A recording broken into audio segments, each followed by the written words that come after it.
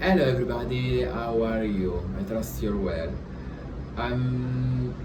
It's very late in the evening or early in the morning, depending on how you look at things.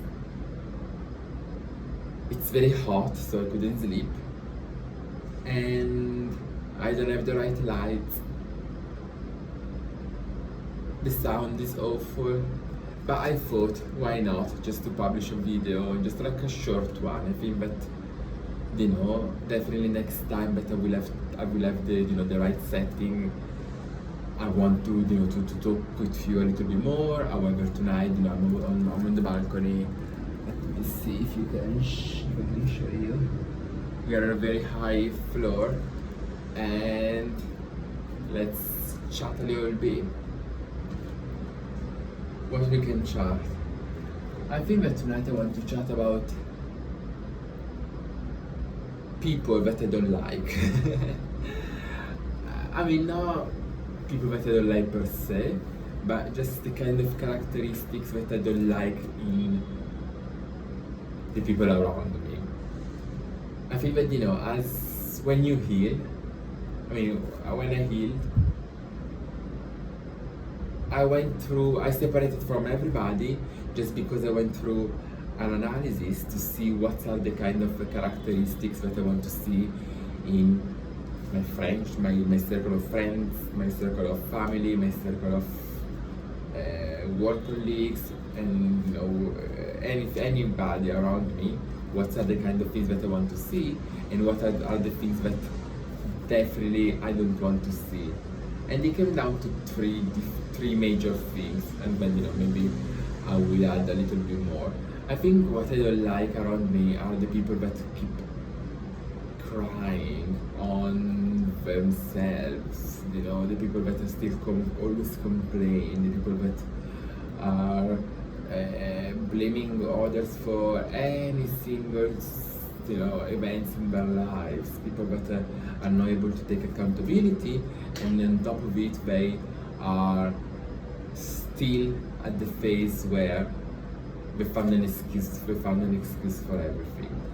For example, I had people that contacted me to say, oh, just when you know straight away when you receive a text, if they start to say, oh, I'm not well, oh, I'm not, I have to do that. And there is nothing wrong with it, having checkups or not feeling well. We have our good moments and bad moments, but when I have bad moments, when I'm not well, I'm not gonna text other people to let them know, to not to let them know, but let them know with the intention of them comforting me, or with the intention to put my negativity, or to take my negativity on them, or to steal and to eat some of their energy, positive energy. I think that that's are the kind of people that I removed from my life, and I'm completely allergic. Second, and I used to have a lot of them in I think that were into my circle of family slash long-term friends, because I think that sometimes I stayed in relationships or friendships for way too long, longer than I supposed to, just because there was this kind of affection, this kind of oh, but it's my family, oh, but I know I've been knowing this person for a long time. So I think that is something that I used to do, and something that I stopped doing. Second type of people that I prefer to avoid are the people that are not self-aware or self-confident. I think that, more self-aware, because when you're self-aware, you're aware of your flaws as of your strengths. I think that once you know yourself, you are able to understand that there is no right or wrong anymore, but it's like everything is about feelings, everything is about how you feel in that moment, and then what you can do in order to come out from a situation. So definitely that's something that I can't stand. And then I think that I found this kind of people have found a lot of these people, they are because very, when they're not self-aware, then they become jealous. Because to me, jealousy or envy is something that shouldn't exist, but because we cannot envy another person, because we are all good, we all excel at doing something, and we all crap at doing something else.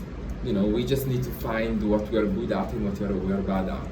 So there is no point for me to envy somebody else's talents, because then I know that with the talent is also comes some kind of weaknesses that again, I will need to deal with. So I think that life is not fair, but we all come with with qualities and with weaknesses. And envy other people for their qualities undermine or underestimate the fact that we all have weaknesses as well. So we will need to deal also with the weaknesses. And I found a lot of jealousy in insecure people that don't know themselves, people that have not matured yet or have not grown yet. Especially in certain culture, I feel that there is a level of not not being able to grow, not be able of acting like kids for too long, where, and I'm not saying that I'm not referring to the spoiled kids. I'm referring to the mentally spoiled kids, the kids that have grown or have spent most of their life within comfort. And I'm not saying that I'm not using comfort as luxury. I'm saying comfort as a familiarity. People that have always spent time in their own circle of community or friends, circle of friends, then they're not able to understand, to look in the bigger picture, that we all come with strength and weaknesses, and these people are the most, are the weakest people, are the more insecure people. And most of the time, I don't even know if they're related to gender, but personally, I get more male. The male population is more jealous of me. Maybe I don't know why. It's probably, I don't know. I think that we should investigate a little bit more, but I don't want to use to generalize. But I think that I found a lot of people that they've become jealous and they try to attack they attack me, not because of something that I've done to them, but because they're scared of competing with me, because, and at the end of the day, they are the only ones seeing me as their competition, because I don't see myself as a competition for anybody other than myself. I've grown out of the phase of competing with other people, and I lost actually a really good friend of mine. I spent probably I had the best memories with this person. We were very young, and I think that the kind of jealousy, the kind of competing between each other, and it completely intoxicated our friendship, and we stopped talking. Once, the second when we restart, we try to make amendment on our friendship. Then we argued again. It was always a back and forth. It was a kind of a frenemy relationship, because we both had a big ego, and we kind of competed to each other. We were not able to support each other all the time, but we were sometimes jealous of each other, and that is something that I don't want to repeat any longer. I praise and I always root for other people that are doing their work, are putting in their work to to achieve something in life. So from my side, there is no hate, there is no competition. But however, maybe also because I'm so cool, I'm so chilled, and I'm so calm about it, I attract so much anger and competition from people just because they see in me something, probably just because my level of confidence in myself or self-awareness irritates their demons. And I see it a lot here, so especially, and when I was in certain places, I can't really say the region because I don't want to generalize, but definitely there are certain, what's the word, certain groups that are less able to,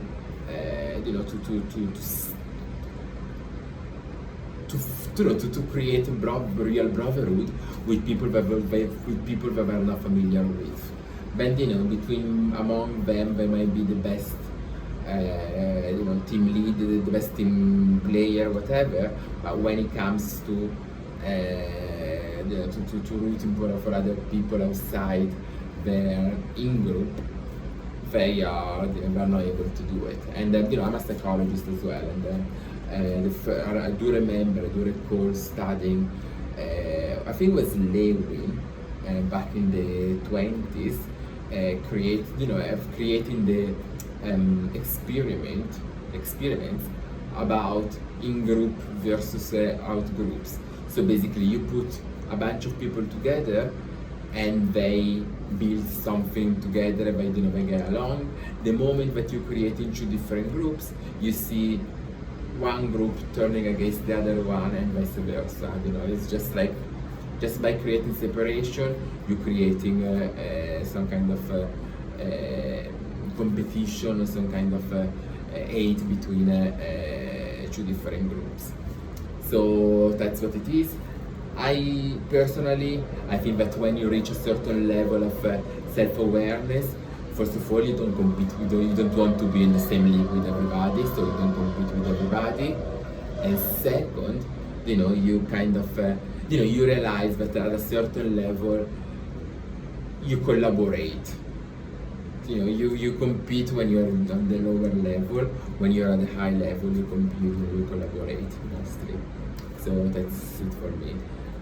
Third category of people that I don't get along with are the people that are the people that basically lack of manners. And I don't need you to be, to be gone to, I don't need anybody to go to Oxford. I don't need anybody to go to finish school. I've been, not because I've been, I expect everybody to do it. However, as I'm completely self-made in terms that I made myself, I created myself. I've learned certain social rules or certain etiquette in order to survive, in order to mingle with the different people, in order to elevate myself. I think that as I've done it, and as it costs me a lot in terms of learning all the time, in terms of feeling out of place all the times and whatever, I think that as I've done it, everybody could do it. There is no reason why people should not have manners. Yes, indeed, I think that there are certain groups of people, but they don't care, because they think that the more ghetto you are, the more successful you should be. You're gonna be in life, and it's nothing against being ghetto. I'm coming from the ghetto, and I know what it means. Not having food in your plate, or not making it till the end of the month, or living in certain areas, or be homeless, and I'm completely fully relate with it. However, I think that what I'm talking about is the attitude of wanting to improve yourself, the attitude of wanting to better yourself and to elevate yourself, because you can have, it's not about how much money you have, it's also about what have you improved about yourself, and what you can give to the next generation, what you can teach the next generation. And there is a sort of global etiquette, regulations that you can't really you can really skip, and it doesn't come with what's your class or what's your background or whatever, because you can be as rich as you want, you see, but it doesn't mean that you are perfect, doesn't mean that you have etiquette or you have manners, it doesn't really mean. And then, big example are the new money, you see all these people with new money, don't let me, name categories, but you see some, the new reality TV personalities, or you see, the one that win big money, so the one that change from life from day to night. You see that are not able to to behave sometimes in certain situation, to behave properly in certain situation, and I had to learn as well. I was like everybody, as everybody, I wasn't born in this code of behaviors. I had to learn. I had to feel an outsider in order to understand what was the difference between my behavior and other people's behavior. And then it's like going to the airport, and you see. When you go to the airport for security, before you go through customs, you can easily spot who's gonna be stopped, who's gonna attract more attention, or who's gonna ring that alarm into customs, that's so they're gonna take longer to do extra control. And don't get me wrong, I think that a lot of it comes with race, and definitely a lot of it comes with race. I think that certain races are treated worse than others. However, if you exclude the race situation, you also see that there are people with certain behaviors that attract ring less alarms to customer, to security, compared to others. Like when people and it's bad to say that, but you think about when people need to smuggle illegal stuff through airport, they're mostly gonna try to use a mule that is more low key, more who grabs less attention compared to somebody that would be spotted among a number of people.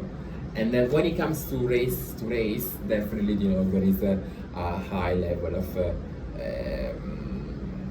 racism going on, unfortunately. And sometimes it's xenophobia, there is a lot of intolerance, or I don't know if it's all racism or whatever, but I've been traveling like planes since I was very young,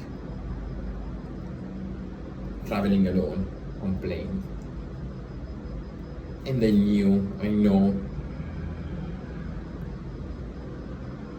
and I've experienced some bad situations, some really bad situations throughout customs.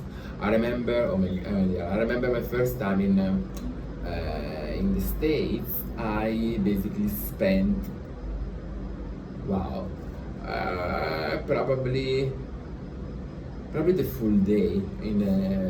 I still remember it. My English wasn't as is today, so I was younger. I was there I was for work, so I was like a side job that I had. I completely froze when they started to, when they stopped me. I didn't know what to say, didn't know what was happening. And yeah, I've been stopped for like so many hours that I had to call the person who I was I was the personal assistant to, and this person was a politician, so everything ended up well, and I was there, I was legit. However, I think that another person that couldn't be, wouldn't have those connections to get into the country, oh my dear, I don't think he would have been able maybe to keep it together, because also once you panic, and once they see you mumbling, or once they see you that you lost your confidence, they take even full advantage of it. Especially and no, I'm not talking only about to fly into North America. It's also other places where they look at you and you think some places even in Eastern Europe, or when they look at you, and especially I fly with I've got 3 different passports, so for me it's like sometimes people do know, when they see my passport, or when they hear me talking, they don't usually assume that I look the way I look. And that was very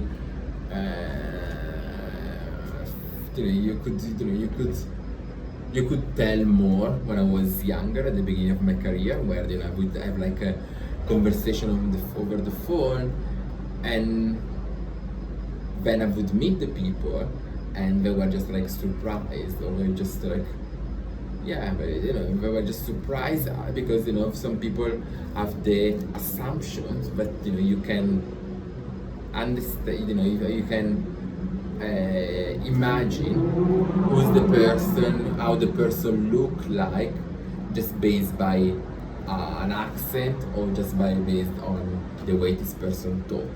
And there is a lot of, I mean, maybe not now, but back in the days there was a lot of stigma on people of color that were able to have a conversation, or an eloquent conversation, because people would never associate black people to educated people. I don't know. I don't even know what was what would surprise them so much. But I think that was something that was very common back in the days. And on top of it, and that's one of the other things that I suffered a lot when I was junior in my career. I came with an accent. Although I spent most of my time traveling around the world and speaking different languages, I think that I've got such a peculiar accent that a number of times I would be discriminated against, or I would be, no, maybe discriminated is not the right word, but dismissed. People think, oh, just because you have an accent you don't understand what you're saying, or you're not able to express yourself. But actually I am able to, and by FYI, I'm also able to express myself in other 5 different languages. So, I'm not that stupid. But that is one of the things that especially when I used to hang out with other people working in the entertainment industry, such as actors and models, because we come all from different parts of the world, and we've been traveling and whatever. People would never assume that we could have conversation in multiple languages, but actually we were the people, or at least in my circle, we were the people that could speak the most amount, the most amount of languages. So I had friends, like modest friends, that who speak easily 3 or 4 languages, and I don't know. It was, it was just easy for us. It was just like not easy, but it was just like normal for us. It wasn't like such a big thing. Because we hang out with people who were so different, especially when you back in the 90s or early 2000, when you would be a model or you would be an actor, it wasn't just the photo shoot or the track or the shoot, and that's all.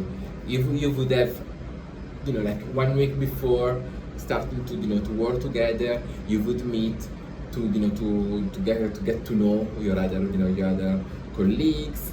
You would spend so many days together or so many hours together. But you were creating relationships or friendships. We would spend during fashion week or fashion month. You would spend basically 1 month traveling together and meeting the same people in New York, Paris, London, and Milan. When you were making a movie, you would, or having working in a theater project, you would spend an amount of time together plus all the time after for the promotions. When you were working, even in a tour, you would travel together. Your people that you were going out with or you were working with were the people that you would hang out with. So you would create you would create a lot of relationship, a lot of friendships, and because we were all from all over the world, we would easily, try to learn as much as we could from other people, from each other. So yes, I had conversation. I remember that at one point I was learning Russian, and because my best friend was Russian, and then my other friend was from Brazil, so he speak Portuguese, and then we just mix all the different languages of words from different languages, and it was so cool, and it was very cool because I think that and it's weird, I think that at one point in the 90s there was more integration, especially within the arts industry, the family of the arts and everything. There was more integration compared to what we have now. I think that now there is a lot of separation. We found a lot of way to exclude people, while before I found it that we always try to include people. And that I don't know how to express it, because we can't say that before was better than. I mean, it's not like we cannot say, but we conquered much more rights, going with the years compared to before. But in the arts, in the entertainment, in the media industry, it's always been very more open-minded compared to other industries. So since 20 years ago, it was extra more, even earlier. It was normal that when you would go to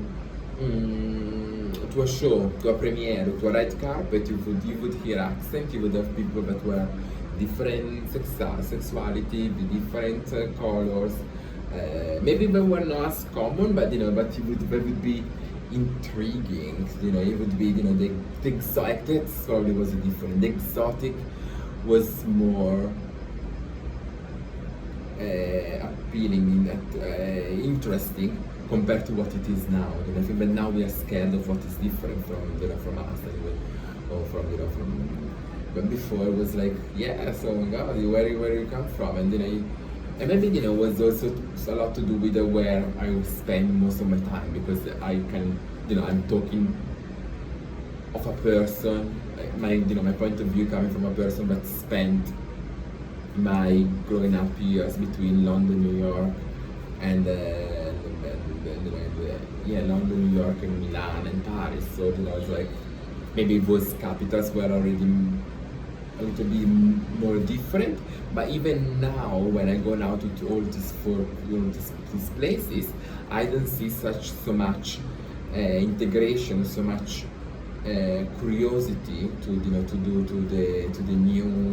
to the new, to the unknown, as I used to see before. I have to be honest, has changed completely. Not completely, but the scene has changed. I think that it's now we tend to appreciate maybe that's what's the difference. Now each city has its own art, and the art is not anymore global as it used to be. Maybe there are still global artists, but they're less. You have more, the scene of local artists has increased, so that there is less this diversification compared to what it was before. What do you think? And it's late, and it's late. I'm very hot, and I'm on. Let me see if I can show you.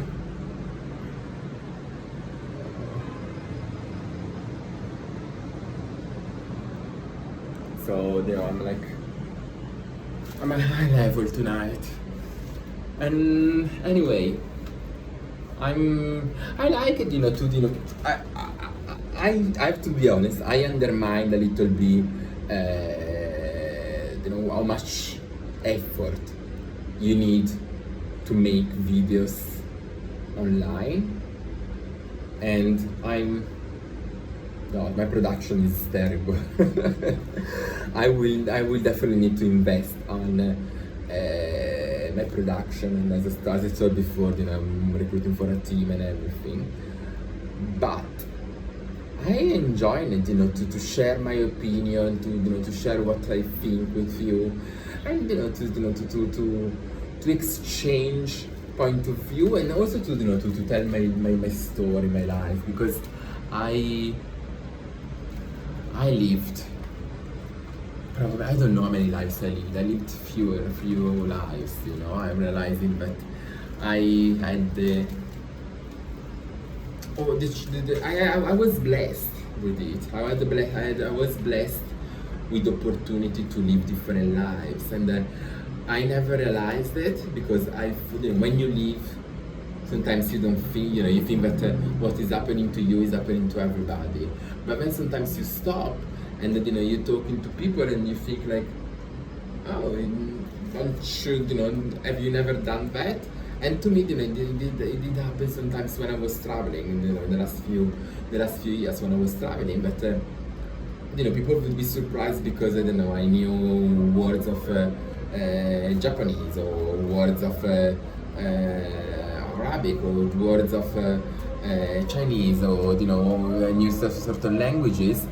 And it was like, I've got friends from everywhere. I traveled a lot, and for me it's like, I don't go out and promoting it, but it's something that has happened to me. Sometimes I think that everybody has had the same experience, but that's not the reality. So I'm blessed with my experience, with the level of experience that I had, and that's why my purpose probably is to share it with all of you. So stay tuned.